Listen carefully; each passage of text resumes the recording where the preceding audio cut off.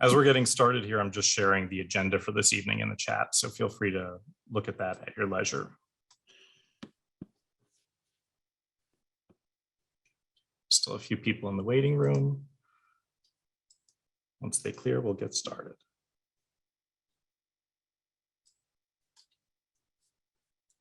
Good evening, everyone, and welcome to A Hard Look at Hardship, West Park Presbyterian Church and a rarely used landmarks exception. We're grateful to have you with us tonight. My name is Sean Corsandi, and I'm the Executive Director of Landmark West, a grassroots preservation and land use organization serving the Upper West Side. We're grateful to be co-hosting tonight's event with some of our colleagues from other partner preservation organizations. Frampton.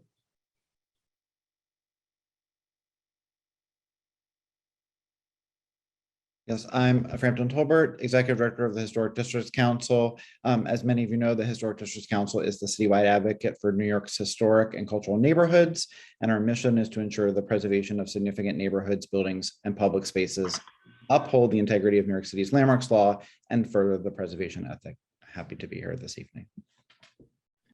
And Brad. Thank you, Sean. Good evening, everyone. My name is Brad Vogel, and I'm the Executive Director of the New York Preservation Archive Project.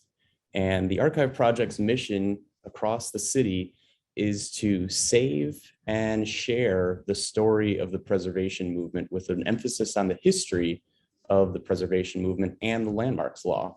So we're here tonight to make sure that there's an ample dose of the history behind the exception that we're talking about, because it is a very interesting one, and it ties in directly to the landmarks law that has been so crucial to this city's historic preservation effort. Thanks, Brad. You will be hearing more from both of them tonight, along with many others in the coming hour. As you may already be aware, this event is being recorded. It will be shared on the front end of our website. This evening, we have a list of action items and key dates available that will be made available throughout the event in the chat. They will also be available on our respective websites. We have a very full program ahead of us, and we hope with many speakers, and we hope to address questions if time allows at the conclusion of our event. In the interim, please feel free to use the chat, and we will gather all the questions for our panelists and respond to anything we can through moderation. An agenda for this evening can be found in the link available in the chat, or all other information through this link clearly on your screen right now. The impetus for tonight's event was a hardship filing made to the Landmarks Preservation Commission on April 5th, 2022.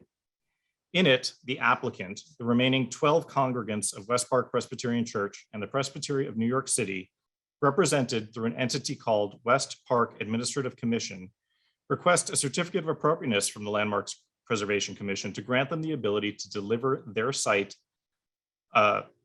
cleared of a landmark. They've already identified a developer for this. Without dwelling too long on the application, Alchemy Properties, the developer, is recognized for their restoration and reconfiguration of landmarks such as the Woolworth Building, and would develop a mixed-use 19-story luxury condominium building wherein the congregation would have a double height, 150-seat black box theater space below street level. The applicant has graciously offered the community a series of presentations and patiently answered a number of questions and begun their hardship process. With the application filed, the applicant presented to Community Board 7's Preservation Committee on May 5th. CB7's Preservation Committee voted 8-1-1 on their resolution. 8 members voting to deny the application of hardship, 1 voting to grant it, and another member abstaining. The application will be voted on by the full board on Tuesday, June 7th. These votes are advisory. The application may then proceed to the Landmarks Commission for a hearing as soon as June 14th or June 28th. This is not yet announced.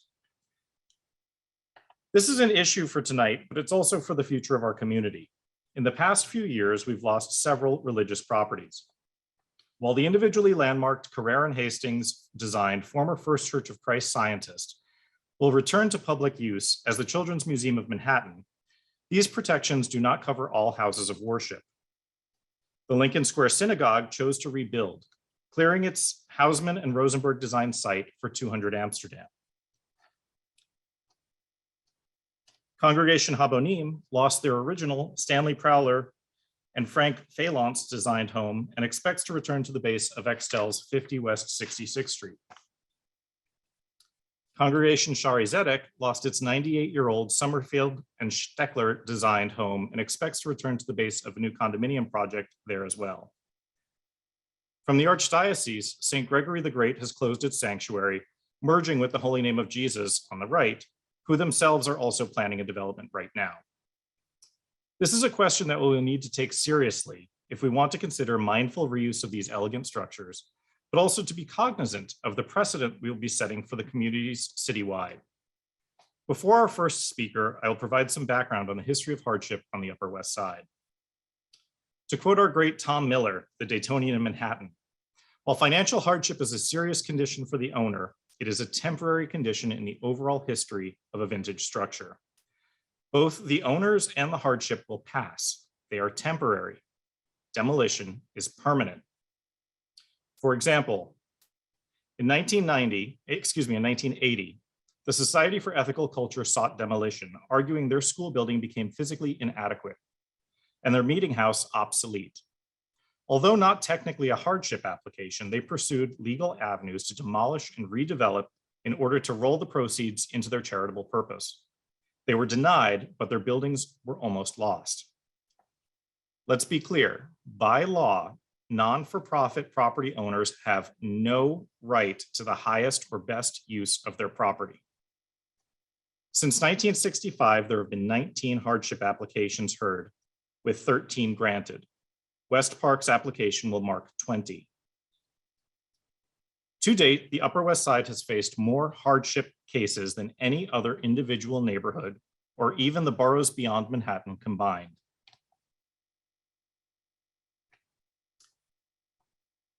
In 1982, the Walter Schneider designed former Mount Nebo Unity Synagogue at 130 West 79th Street sought hardship. Their application was granted to a developer following a community effort. The sanctuary, which had been used by two different synagogues and the Mormon church, was raised for a condo development.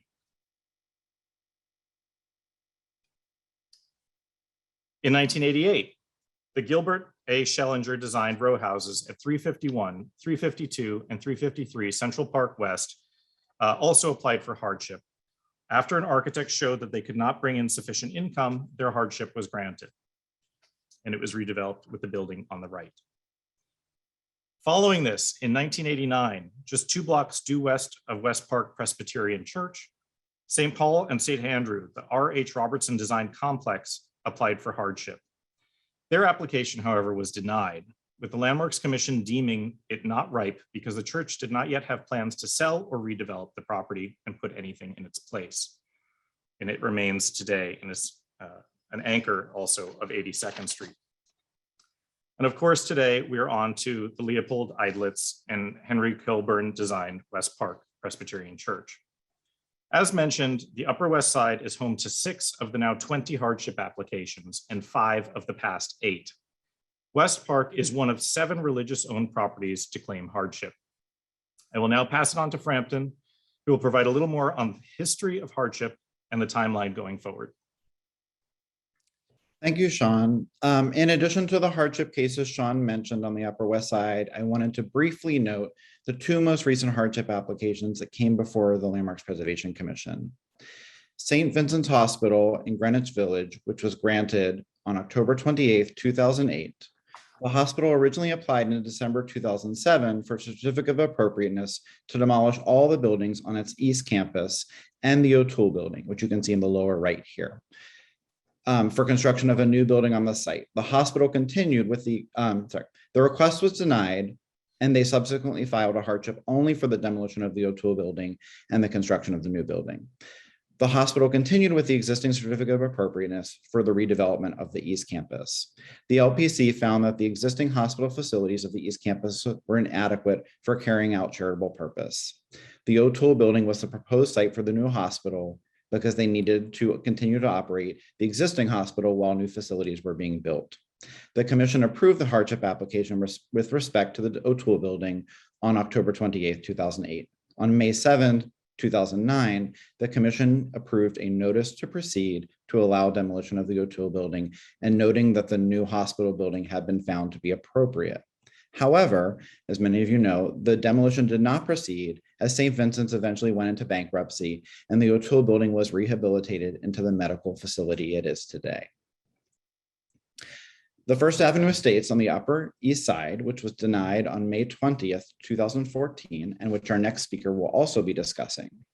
The First Avenue Estate is a full block model tenement complex developed by the City and Suburban Homes Company, designed by architect James E. Ware and Sons, and built from 1898 to 1915. The designation of this complex as an individual landmark by the LPC was vigorously opposed by the owner since its first designation in 1990. Since then, the owner of the complex, Stahl, New York, tried multiple times to overturn the designation and challenged its status administratively as part of a hardship challenge to the LPC and in court. The LPC denied the hardship application on May 20th, 2014, finding that the applicant failed to establish that the complex was incapable of earning a reasonable return. Since that time, the New York State Court of Appeals and the US Supreme Court denied Stahl's motion for permission to further appeal this case, bringing this years-long fight to an end. And I just mentioned that our colleagues at Friends of the Upper East Side were instrumental in opposing this hardship. For hardship, I'm going to move on to the rules here. For hardship, the rules that are laid out for this are in the New York City Administrative Code, section 25-309A2.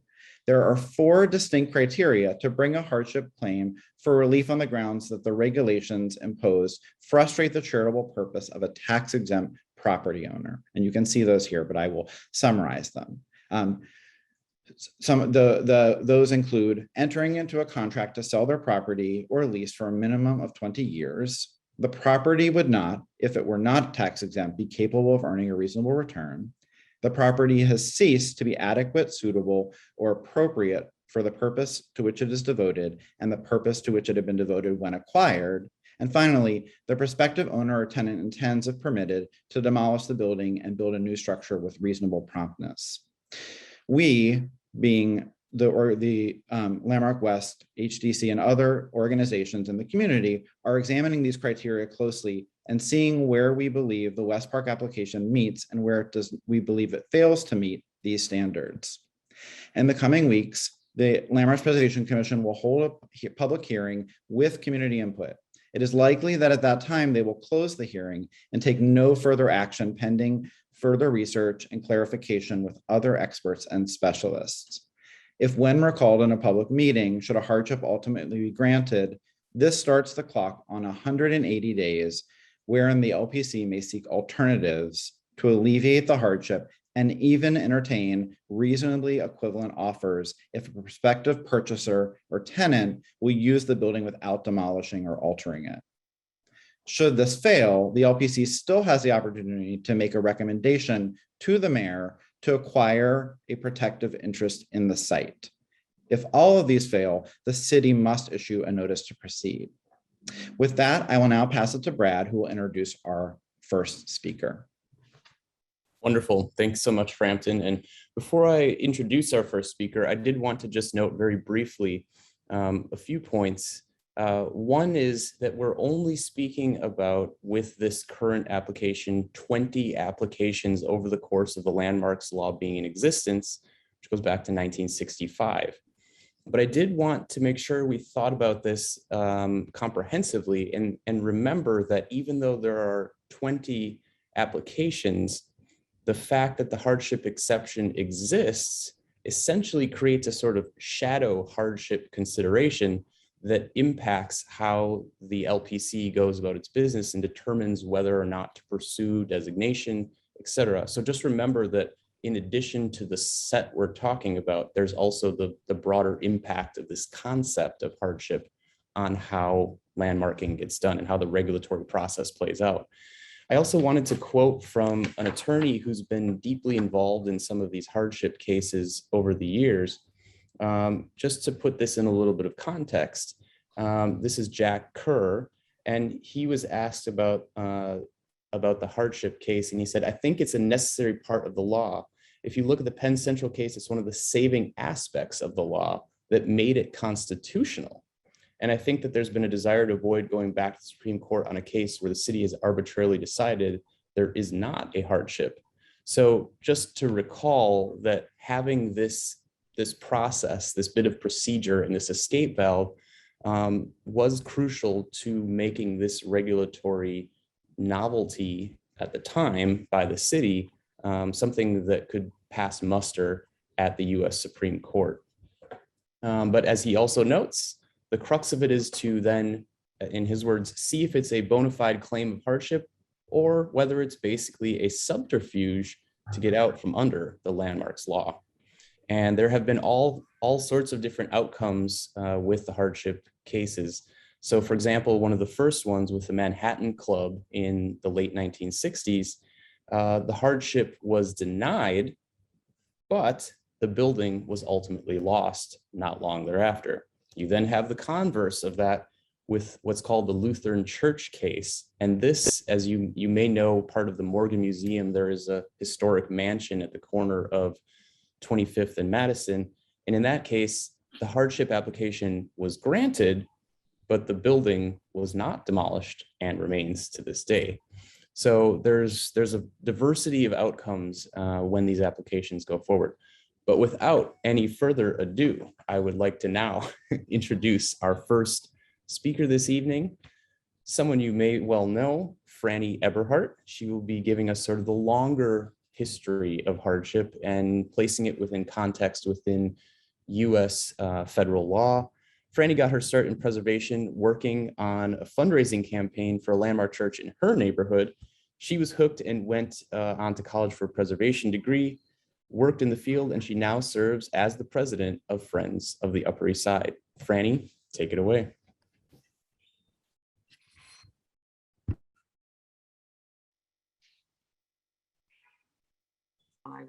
Can you hear me now?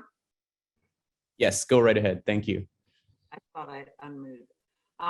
Jack Kerr should really be the one here, but I learned at his side years ago over the St. Bart's case and the hardship panel that followed after that. I'll talk about that later.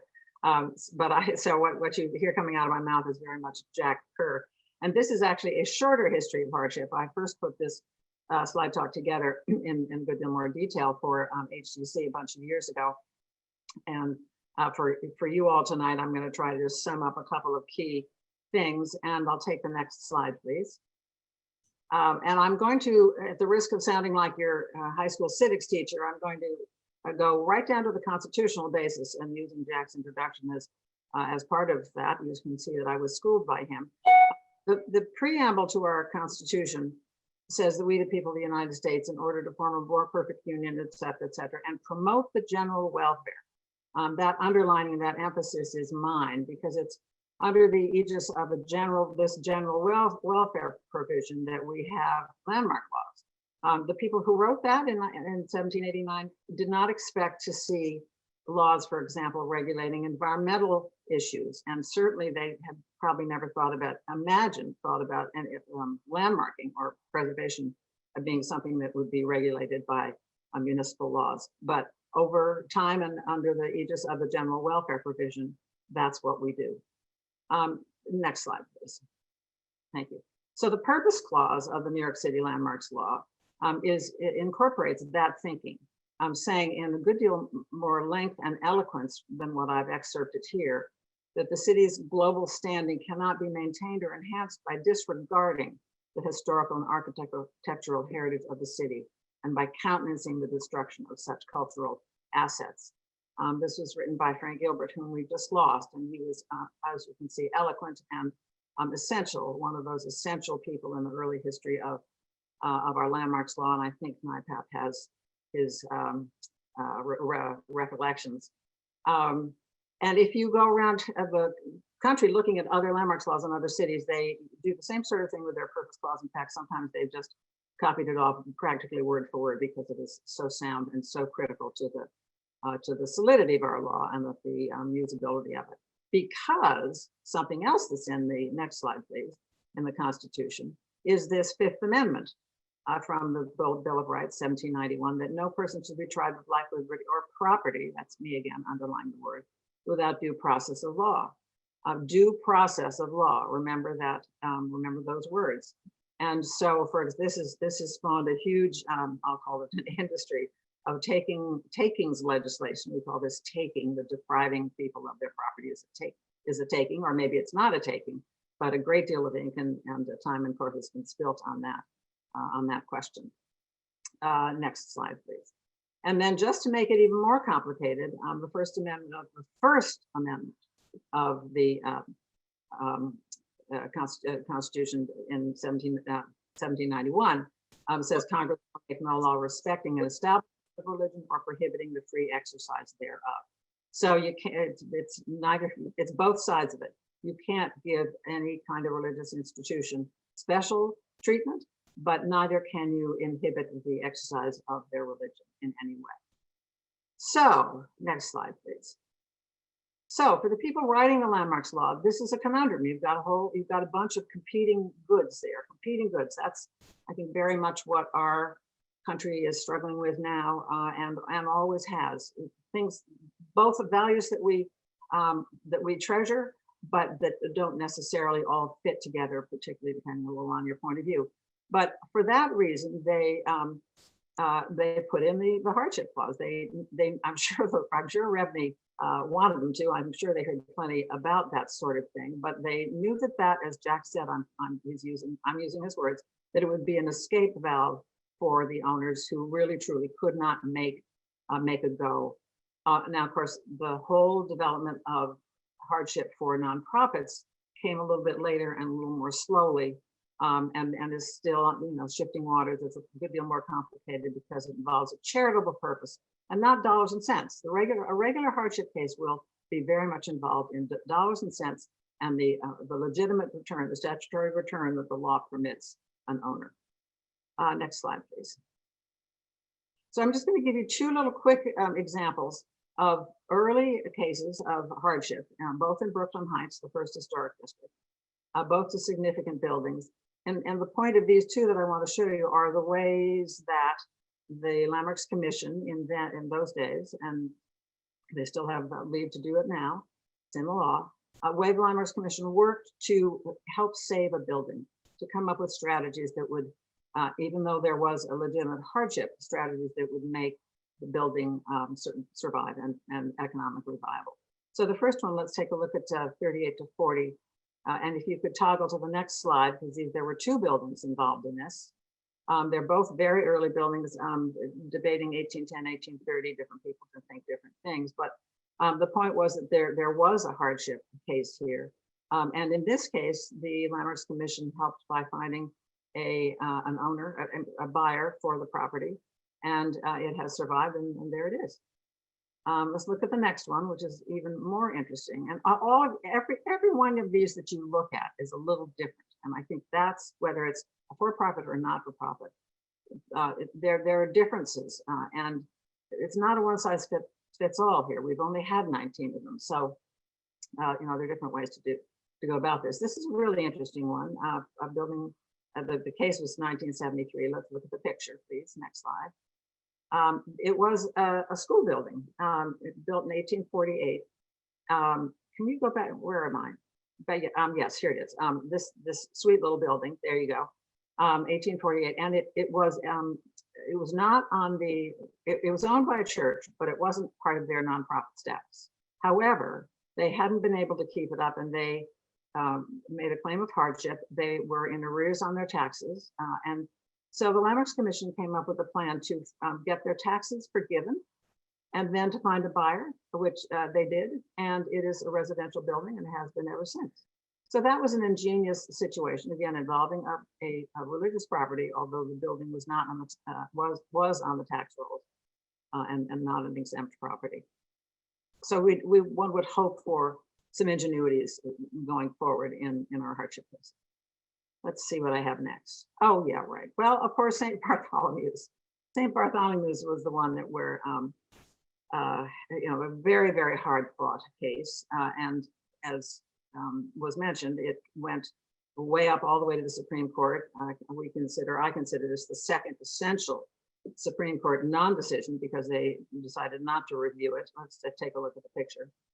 They decided not to review the decision of the Landmarks Commission, and they essentially affirmed the decision for the lower courts that had upheld the same thing. This is a case you probably all know where the church wanted to tear down their community house, which is out of the picture on the right. And they just didn't prove their case. And it was just when I was coming on the scene, and Simpson Thatcher with Jack Kerr and John Farrell ran the effort on this very much. The Landmarks Conservancy, interested in religious properties, was very, very involved. The lesson here is get as many people, as many voices, as many specialists as you can involved to take a good hard look at what kind of numbers are being presented to you. Even if it's a nonprofit, so you're not talking about 6% returns on your investment, but you may be talking about what somebody thinks it's going to cost to fix a building, that sort of thing. So you have to marshal your resources. You have to raise a lot of money in order to take a really, really close look at the case that is being made. Let's go to the next one. One of the results of that, which you've got to keep in the back of your head here, occurred because that happened immediately before the New York City charter review in 1990. There had been in the charter review process, all the hearings, there had been a very concerted effort on the part of a variety of different religious adjudicatories, not all the same faith group, not all one faith group, various faith groups, to have the landmarks law exempt religious properties. That was the goal. This I would consider not constitutional, but that others were going to try anyway. And there are cities, I believe Chicago does have an exemption. City of Chicago does have an exemption for religious properties. So that was the goal of an effort by these religious institutions or groups. And the result was, instead of an exemption, was a hardship appeals panel that was established by the 1990 additions to and revisions to the charter. That was established to review appeals from determinations of the commission denying applications for the certificates of appropriateness based on the grounds of hardship. This was an option that was going to be available only to tax exempt properties. It would review the record of the commission only and not substitute its own judgment or any additional information that hadn't already been presented in the course of the hardship. It was an effort to give a religious property that might be applying for hardship a choice other than expensive lawyers and a governmental review of the process to make sure that the religious institutions were tax exempt. It's not religious. That's the conclusion. Couldn't do that. It's only tax exempt properties. That would be a way to second, just review it. A second review of the material presented. Nothing de novo, as they said. I learned that word from Jack. And that remains. It was inhabited. It was peopled immediately after the charter passed. I don't know if it still is, but it still does exist in law. So that's going to be something that may be out there at some point. Let's look at the last one. I think so we already heard about the First Estates victory, and this is the Friends of the Upper Side logo here, our 40 years in business, I'm happy to say. We considered it a victory, and what I will say of the process for us, and speaking again to various appeals, this one also went right after the Supreme Court that declined to hear it. The courts of appeals up in the state of New York had declined to rehear the case. So for us, it was a victory. And we might as well go to the last slide. We'll look at those pictures again. That's the historic photograph. And the next one, please, is what the owner did to try to make sure that it wouldn't get designated. He thought that would help, but it didn't. He painted it pink. But the Landmarks Commission designated it anyway. What I will say about this is that in my experience and my judgment, the Landmarks Commission ran a very tough and determined and vigorous effort to deny this hardship case, and of course their efforts were rewarded by the Supreme Court, who wouldn't review it And I would hope that you would find the same really hard-hitting, thorough work of the Landmarks Commission as this this hardship case that you're facing, that we're all facing, goes forward. I would like to add that one of the commissioners, Marjorie Perlmutter, was remarkable. She really really vigorously questioned the applicants and probably went places that the staff of the commission might not have wanted to say things or grind a funny way to show that she didn't believe them. She was an unexpected ally. You don't know where your allies are going to be, but make sure that they are very, very well informed so that you can make the best case you can. I think that's it. Okay, wonderful. Thank you so much, Franny. Really appreciate that in-depth look. And for our next speaker, we are going to actually zoom in a bit to the particular building in question tonight, which is West Park Presbyterian Church. She is not actually able to join us, but we did get a recording from her, Mosette Broderick, who will be walking us through the history of the building, its significance, and its sort of process and its engagement with LPC over the years. Mosette is the director of NYU's Urban Design and Architecture Studies program and the Masters in Historical and Sustainable Architecture at NYU. She will be joining us via recording tonight. She's currently in London for graduation of her master's students. She notes that she has a much needed book on Fifth Avenue going to the editor this week, so stay tuned. And Sean, roll it.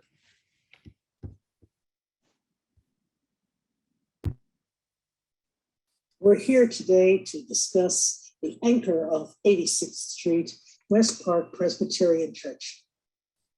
Viewed by all as the landmark we see on the 86th Street crosstown bus route, West Park is a very important building. West Park is simply the best and last Richardsonian Romanesque building in Manhattan. Perhaps the most important architect in the 19th century in America was Henry Hobson Richardson, whose personal bulk matched the strong massing of his buildings. Although he settled in New York, he was driven back to Harvard quickly by his college friends and left the city utterly. His stay here was brief. However, his work of the early 1880s was the work many other architects of the day were copying. He was the #1 influencer of all the other architects in the day. From the great Tiffany family mansion triple house that McKim Young, McKinney and White built on 72nd Street to West Park, Richardson's strong forms, done in his favorite Long Meadow, reddish colored brownstone, were the apogee of design. The Richardsonian building spoke for a new nation, setting its own pace in business, architecture, art, and world fairs. America was throwing off its provincial role and asserting a new prominence of its own. We've wiped out the other Richardsonian work in New York, which is the reason that this building is so important. Richardson, however, did not do the church. It's the work of two other important architects, Leopold Eidlitz and Henry Kilburn. We've wiped out almost all of Eidlitz's work and much of the work done by Kilburn. But Leopold Eidlitz was one of the first truly trained architects to arrive in America. He quickly rose in the profession and in New York's upper circles because he was smart enough, like many others of his day, to marry into New York City's gentry. He married a Warner woman, well-connected. Although Eidlitz himself stood with one foot in his own Jewish faith and one in that of his wife's, he is the architect of the great Temple Emmanuel, which stood proudly in its high Victorian form on 43rd Street and Fifth Avenue, asserting the Jewish German community on a par with all the other ecclesiastical buildings on New York City's most prominent avenue. Eidlitz himself lived here. He lived on the West Side. He built a house on the then empty bank of what would become later Riverside Drive. His Normandy, that was the style of the day. Everybody was looking to the Dieppe, Trouville, Deauville, They were looking to the Norman buildings. His Normandy-styled house was just beyond the rough and wild hills, the animals, and the small market gardens that prevailed on the West Side land. The West 80s and the West 70s were also the refuge of gangs, and there was a lot of petty crime. And so when Idlitz was asked to help improve the area in 1852 by building a small wooden chapel for a new Presbyterian congregation at 84th Street and West End Avenue, he did it. The Presbyterian faith was considered a gateway to heaven by many capitalists in the 19th century, but this was not the calling of the small chapel he built. The ancestor to this church, to West Park today, was a mission church for its first century, an idealistic, tolerant, inclusive aspect of the presbytery. In 1879, New York City society figure and a new Presbyterian minister, Anson Phelps Atterbury, became the pastor. Atterbury was well-connected, Yale educated, and wealthy. He was also related to many of the people at the top of the New York scene. The church would become his mission. But he wasn't hoping to bring in the social peers of his world, the Griswolds, Lorillords, Van Rensselaers, the people of the Knickerbocker Society, but he was here reaching out to the lower middle classes. Indeed, his family connections included Catherine Lorillard Kerokian, for whom Kilburn would create a Fifth Avenue house. Mrs. Kerokian was the individual who snubbed the Gilded Age matrons who tried to crash society with the refrain, they didn't have a grandmother, therefore were not capable of being held in New York society. Yet Atterbury selected not to run a version of the socially prominent Presbyterian Church, like Rick Church, then on 37th Street and Fifth Avenue. Rather, he would do a mission church. Soon after his appointment, he asked Idlitz to serve a new site, 167 or so, empty land, West 86th Street. Idlitz would then do a small brick church on what is under the present building on the east part of the property today. Atterbury was bringing in new parishioners. The church was expanding, as was Atterbury's own theological work. He wrote 6 books, and in what was a striking moment for the day, one of his books, which is still available, is on Islam, Christianity, and Africa. Atterbury then became brave enough to expand the church. Why he did not resume work with Idlitz is unknown. Perhaps Idlitz's age was a factor. Instead, he selected Mrs. Kerokian's architect, Kilburn, who in the high taste of the day did a Richardson, combining the Idlitz chapel in his master work. Atterbury selected the lowly Amsterdam Avenue, a boulevard of horse cars going north, stable, low-end buildings, put off by frequent cars going northward on the avenue, and lots of horse droppings. Amsterdam Avenue was the working corridor of the now beginning to build West Side. Atterbury still wanted his church as a mission to the newly arriving houses and buildings of flats, apartments, now surrounding the church. Atterbury's idealism and his mission dominated his life. West Park is tied to the development of the West Side. We must keep this building. In the 1980s, when Professor Sarah Landau and I laid out the first bones of the Landmark District for Landmark West, we attended a hearing given in the Universalist Church with the great landmark preservation chairman of the day, Gene Norman. Of course, Sarah Landau and I were both enthusiastic about West Park. In the hearing, Reverend Davidson, I believe his name was, from the church rose and astonishingly cursed the two of us to eternal damnation and to our children and our grandchildren. The church was then excised from the district. Reverend Davidson then gave picks to the neighborhood youth to cut open parts of the architrave on the Amsterdam facade where there was lettering. He opened up the walls to further water damage within the building. Why he chose to have the lettering expunged is beyond me. The empty parts of the lettering are still visible in the pictures you will see. The church has wanted to cash in on this location, which is now gentrified and valuable, since the days of St. Bart's.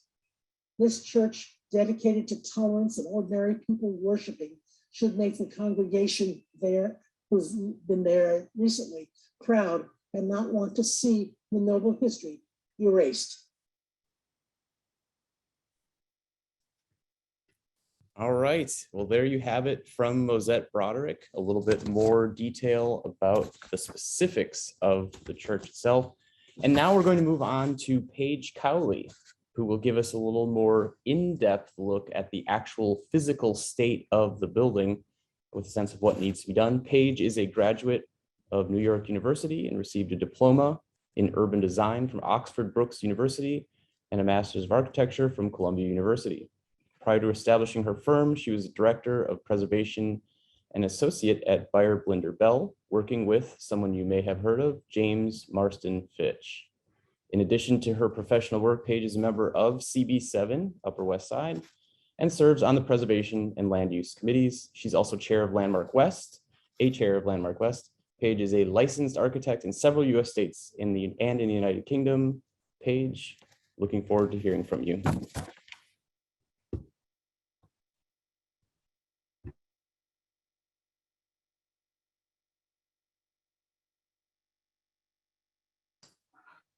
Okay, can you hear me?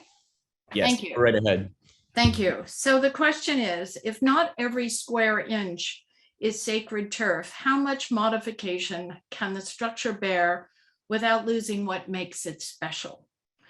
At the time when this building was being considered for sale, early on in the, I guess it must have been 20 years ago now, the question was, do you keep half of it? And which half do you keep? And why keep it at all? What you're looking at is the streetscape of what this building looked like in about 1908. And you can see the church has been constructed and the rest of the neighborhood is still being developed. You can see the brownstones on the left. But this is the way the landscape looked for many years while the church was first constructed. Next slide. Here is the iconic view that everybody knows of West Park. You can see all of the pieces of it. It is a cacophony of triangles and geometry and splendor, all dressed in red and pink sandstones. It was a remarkable building at the time. My familiarity, though, began with this building when I became a member of CB7.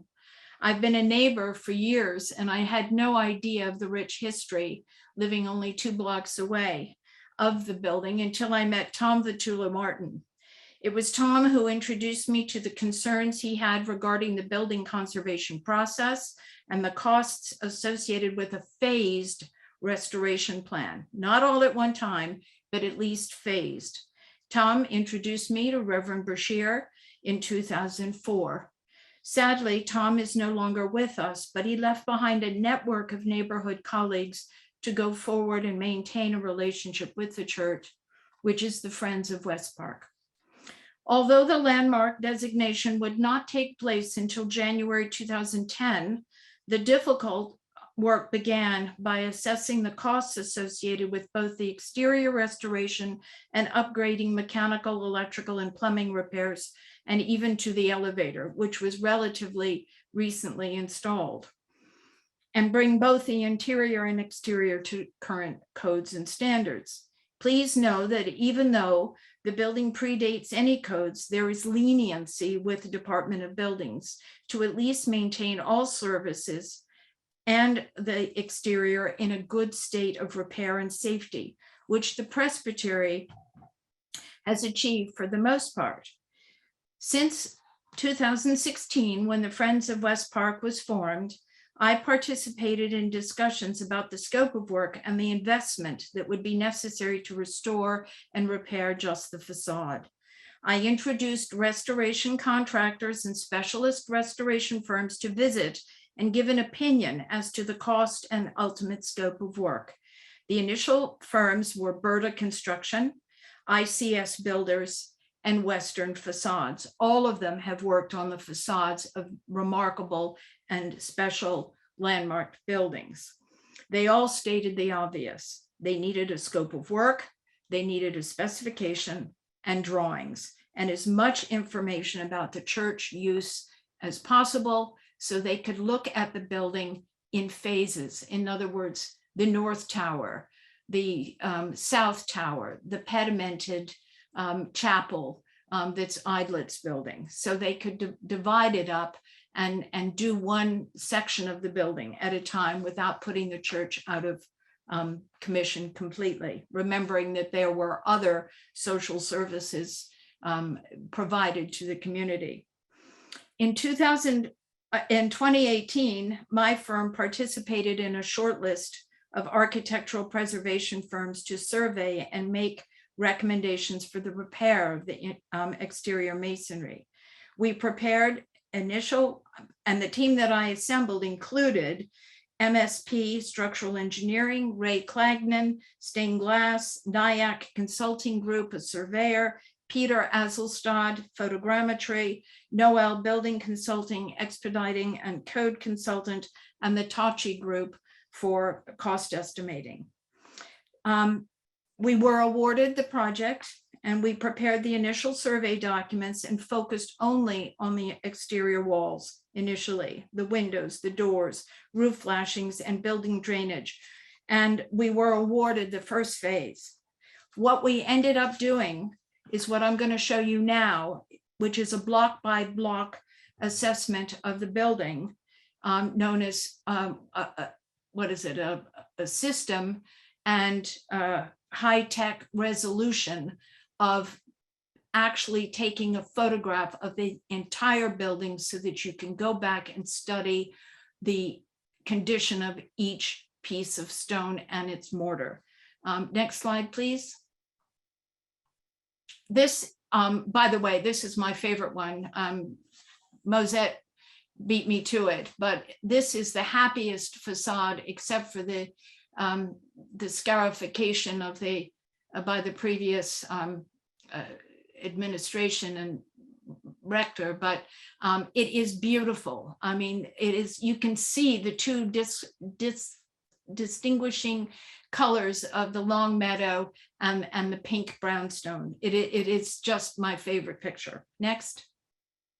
So here's photogrammetry. Welcome to the computer age of documentation. What this is a series of high resolution photographs taken from a cherry picker and expertly and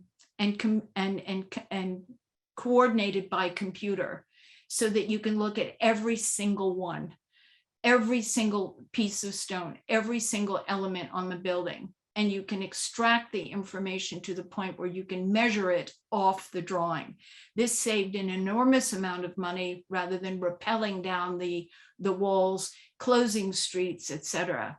It was still terribly expensive, but it's much more in use today. The next slide should show the other elevation. And you can see, unfortunately, the white gash, that is the sidewalk bridge that was then inserted for, I guess, the safety concerns, even though there wasn't at the time we were working on the building any loose or stones that we could find that would cause a problem. As you probably know, the finials on both of the pitched roofs here with the little steeples on them have been removed for safety because the concern was that they were had moved and would be a threat to passersby. The next slide shows what happens to the evaluation. This is a close-up of one of the panels of the stone, and you can actually see the different colors of the stone and the sizes of the mortar joints. You can see the narrow ones and the fatter ones, and you can actually measure every stone.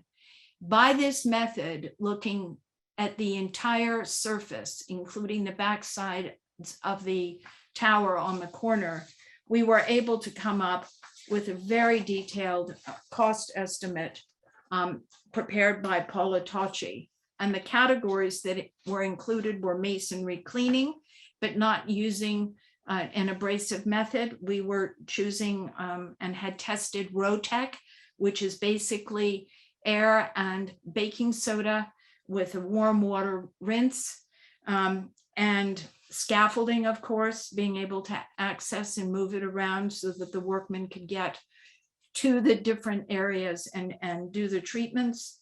The sidewalk bridge, which of course is now seems to be a staple feature of this building, project signs, and masonry restoration that would include cutting and patching, retooling, removal, and turning the stones around. We found that we could remove certain stones that had deteriorated and delaminated and properly align them with their bedding plane. Core drilling, where we needed to anchor very problematic large pieces of stone, and new stone, because we found at that time, we found a quarry that was still open that could do the Long Meadow. And lastly, do new roof flashing that would be of zinc or turn metal, so that it wouldn't discolor the brownstone from the copper wash. Stained glass, because we wanted to remove the protective plastic perspex over the window, treat the windows, have them restored and put them back in their painted frames. Storm damage, of course, and rehang the doors so that they would be easier to open. And in the end, also, we had an allowance of about $65,000 for checking the structural timber frame roof as it rested on the building. This, of course, I have now adjusted the price that we received in 2000, I guess it was 19. And the current estimate from Paula and from the team is closer to 6.6 million. But this includes a phased campaign, because the issue that I take with a lot of these estimates that are coming forward is the building doesn't need to be treated in the same way overall. Much of the building needs a very light touch and very modest repointing or repair. Whereas, of course, other areas, as you go up the tower and some of the ornamental pieces are in poor shape, but it doesn't mean that the building has to be demolished because they're shedding or delaminating to dust. Most of that turns to schist again, and the granulated brownstone. So I have always looked at this building, maybe it's Tom's legacy, that I look at this with optimism, because it is a gorgeous building. And I just can't imagine what it must look like if it was fully restored and returned as an anchor to the Upper West Side. It would be amazing. Thank you so much, Paige. We really appreciate both the insights and the optimism. I do think that's an important note to wrap in this evening. Our next speaker tonight is A. Robert Yeager, and he's going to be speaking with us about adaptive reuse. We're going to be zooming back out to speaking about religious institutions or structures more generally. Bob serves as the president of Partners for Sacred Places, which is America's only national nonprofit dedicated to maximizing older religious properties as assets for both congregations and their communities. He co-founded Partners in 1989 and has overseen 2 rounds of research with the University of Pennsylvania on the civic value of sacred places. And that has informed the development and delivery of resources that support value, including the New Dollars / New Partners training program, the National Fund for Sacred Places, and the Arts in Sacred Places programs. Bob, please proceed. Great. Thank you, Brad. And it's been my honor and pleasure over the years to have come to know Paige and Franny and others who are speaking today. And I'm really honored to be joining you. So thank you so much. Another quick word about Partners for Sacred Places and why we're here and why we're happy to join in the conversation. We're really the only national nonprofit that works with congregations and their communities to help, keep these wonderful buildings in good repair and useful both to the congregation and to the neighborhood. I think you all know this, but it should be said that these places are, yes, places of worship and places for religious education, but they're also places for outreach, for community service. These are, I think, civic assets as well as religious places. And we do a lot of public speaking around the country, and I often say that your average mayor or city council member or business person drives by a church or a synagogue and they think of it as a place of worship, which it is, but it's so much more. And that's another reason why I think it's so commendable for civic groups to pay close attention to these places and try to find ways to help them be stable and sustainable and active to serve their communities. And just another word about that research. Brad mentioned a little bit about it, but this is really, really important. We've worked with the University of Pennsylvania School of Social Work, interestingly. This is not architecture or religion or city planning. These are people interested in how religious institutions serve people in need, serve their communities. And what we've learned is 80 to 90% of the people served by your typical historic sacred place, 80 to 90% of those served are not members, which is a pretty important fact. It basically says these are places that serve us all, whether they're Presbyterian or Episcopal or Jewish or Catholic, whatever. These are places that serve everybody. But we have to acknowledge that in many, many cases, these congregations are declining. And I think this is important for all of us to think about. It's not just West Park. We're going to have a lot more places like this that are going to be really they're going to be at risk and they're going to be in trouble. And I think we do need to think about ways to work with them and to help them and to sustain them and perhaps in some new ways. So especially in the Northeast, we're here in Philadelphia, you're in New York, Northeast, Mid-Atlantic, Midwest, West Coast. I would say most of the older mainline denominations, those kinds of congregations are declining in size, but they still serve a really important purpose. They want to use their buildings to serve the community. They want to sustain their buildings, but often they're really stretched and they're really tested. And so I guess my main message in my short moment today is to simply say that we are now recognizing that sacred places are in transition. That's a term that's becoming more widely used. And I think it's useful for folks in New York to see this and to acknowledge this. Transition meaning that they're not necessarily needing or using all their space for themselves anymore. The sanctuary may only be partially filled on a Friday, Saturday, Sunday. The kitchens and dining rooms may not be used every week as they used to be. The religious education spaces, those classrooms may be empty most of the week.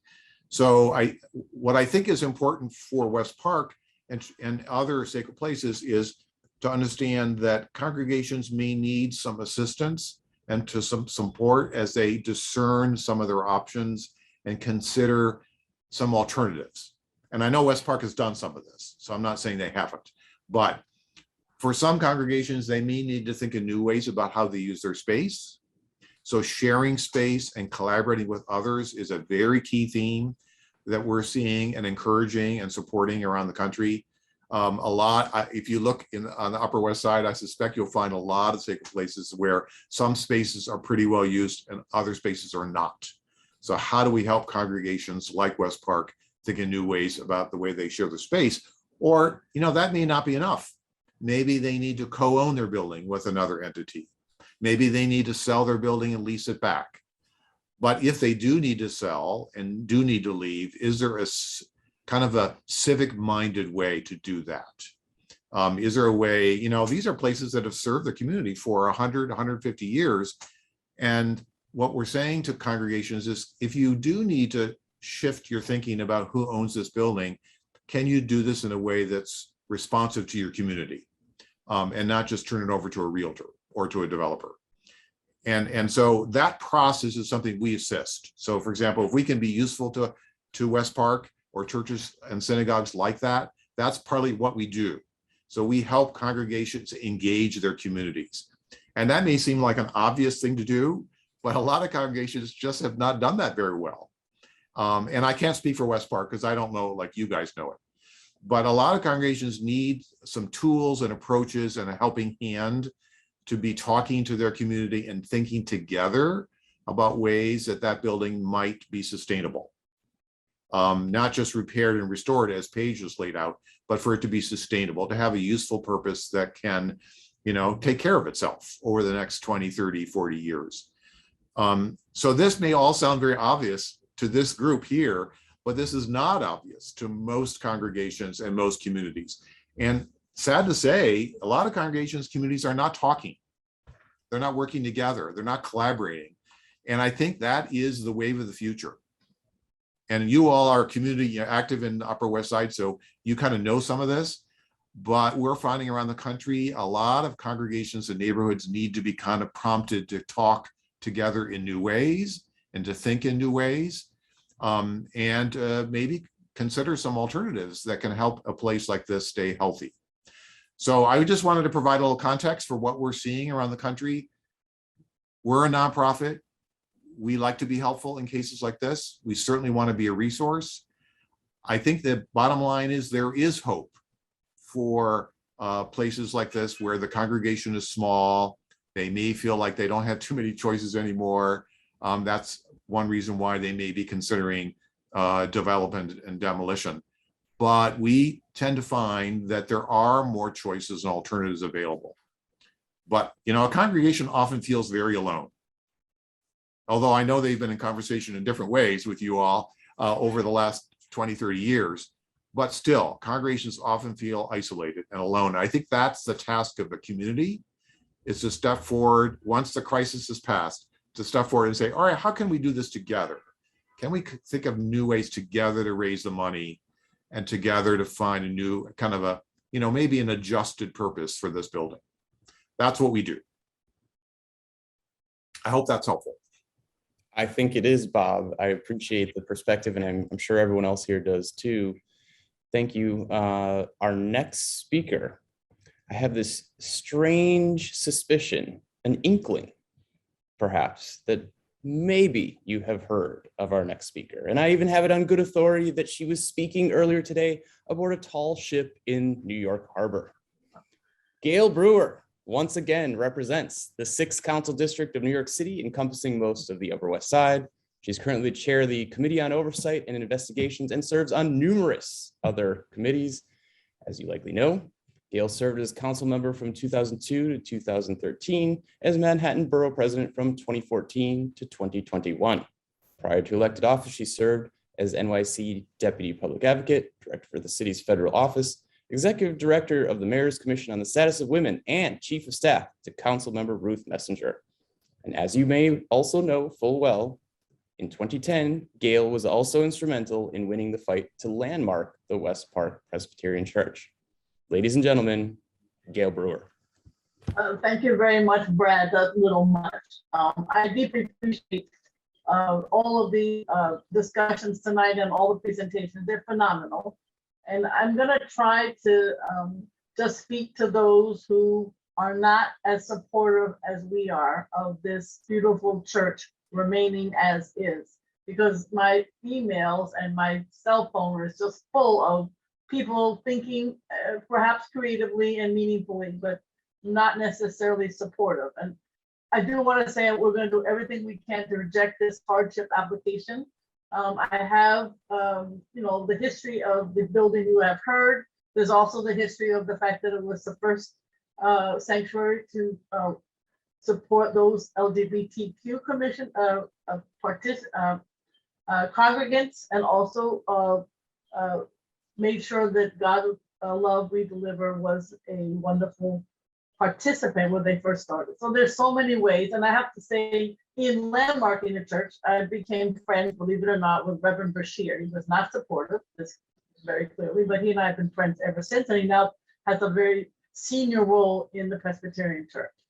I also want to say very clearly to those who are not clear, this sanctuary continues to be a place of worship. I want to thank the center and others for bringing the Korean Church to Community Board 7's committee, and I want to thank Board 7 also. And everyone is welcome to worship there in the future, hoping that we keep the church as is. So that people keep thinking that the sanctuary and the worship will not be welcome if we are what I hope to be a center of the arts. Wrong, always welcome. In fact, that is the most amazing sanctuary. You can hear a pin drop because the acoustics are so phenomenal. And any new theater could never have not that kind of acoustic. So in addition to a beautiful church, it also has an amazing sanctuary. The other issue, what I hear over and over again, is the cost of purchase and the cost of maintaining. So with Susan Sullivan and Mitch and others, we have asked the different, I would say, co-ops in the area. I've been to all of the different foundations. In the past, to be honest with you, nobody wants to give money to the church. They want to give money to a nonprofit. It could be the center, or it could be another partner nonprofit, maybe someone that's larger. We cannot get money unless we are that kind of a center. The city of New York, the state of New York, the federal government cannot give money to a church. They can give millions of dollars, capital dollars, to a nonprofit that owns a building. That is definite. I have raised for the recreation center, which is city owned, or it could be a nonprofit. The one on 59th Street raised $22.5 million to renovate it. That was city money and state money and federal money and even a developer nearby. So today we were down at the, as you heard earlier, at the South Street Seaport Museum, and we're raising $50 million of city money to make that museum whole. So there is plenty of money available, but it first has to be continue as a church. The hardship application has to be rejected. You heard a wonderful rendition of how that's possible. And then we have to be able to purchase it. So of course, the first issue is we hear from the developer, it's going to cost $50 million to make this building whole. Paige probably just mentioned 6.6 to get us started. It could be more than that. It's not $50 million. To the credit of the center and others, they are going to get an independent person to evaluate it. And I assume that the Landmarks Preservation Commission will do the same. We do this in pieces and then you end up with a full building. The first issue would be to get that awful scaffolding off, because that's what people see. They see the scaffolding and they think that the building is never going to survive. So the other issue that I bring up is bricks and mortar. Bricks and Mortar is a wonderful organization out of Judson Church. The reverend there, or the former reverend, wrote a Daily News article stating that she did not support the renovation of this church because there's no way to fund it. I disagree. I do know that those bricks and mortar and the faith-based institution in general are having a hard time. The Judson Church is also having a hard time. It's expensive. St. Paul and St. Andrews are having a hard time, and they are landmarked. So the issue is, should there be some kind of a ability to transfer air rights so that you can have the opportunity to renovate with the dollars from those transfers. In East Midtown, I was co-chair of the organization, the task force that did the rezoning, and there, whether it's St. Bart's or Central Synagogue or others, St. Patrick's, are all getting much money, no question, from the development that's taking place there. So that has not been figured out in New York City as a whole, because it's not clear where you could move any kind of transfer, but it's something to be discussed. But it's not to be discussed, in my opinion, to tear down the church. You never have such a beauty there again. I also want to mention that how you get to this point. I think the center is fabulous. I want to mention to those who may not be aware that the quality of the arts at the center are phenomenal. They're not just good, they're absolutely phenomenal. And this West Side desperately needs that kind of arts institution. We have a few, obviously at Lincoln Center, we have the Kaufman Center, certainly down in Riverside is trying, but the quality of those who are participating in the center is excellent and desperately needed. They are so excited, they testified. I would like to see that continue. But the question would be, would the nonprofit be the center or would they have a partner? And there are lots of suggestions for partners for people who have run buildings. So for those who think the center can handle such an enterprise, wrong, they can partner with others, and there are plenty of others who want to partner with them because so many organizations see the need for the arts. So I'm here to say we're absolutely focused on making sure that the hardship application is not granted. We are absolutely clear that there is huge interest. We had a press conference with a lot of press recently stating that we want funding. I have, there are several people who have already promised dollars if in fact the hardship application is not granted. And we want to make it very clear that it is not the 50 million. We understand the Presbyterians. I met with Bob Brashear and his colleagues, and they are desperate for money. I understand that the Presbyterian needs to have funding, and I don't want this church to be their cash cow. I understand that, but I do understand they need funding. They don't have a lot in the bank. We want them to get funding, but money that would be appropriate, not the huge amount that a developer has said is needed. And we want to make it very clear that worshiping at this location should continue, is always welcome, and would be a part of any future plans that a nonprofit would have. So this is a beacon. This is the heart of the West Side. This is the place that people know when they see that they're home. And I can't even imagine the feeling if it were to be torn down. It'd be like watching, I don't want to use the word Ukraine, but it'd be watching something similar in terms of how those of us who go by it every day and who feel so strongly about it. So there is a great deal of interest, and I want those who say, Gail, it's not going to work, you can't possibly do it, the naysayers, to understand we are really, really focused on this. I do think it's very possible to do, but we need your help. The center, westpark.org, is a place where you could send money if you are so inclined.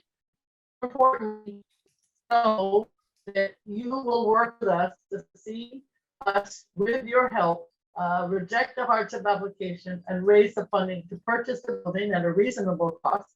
And then with that entity, I can promise you, money will be much more easy to obtain. So thank you very much, Landmark West, and everyone who is here tonight.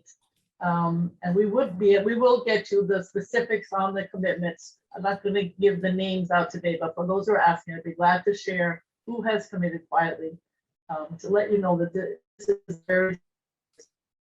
Thank you very much.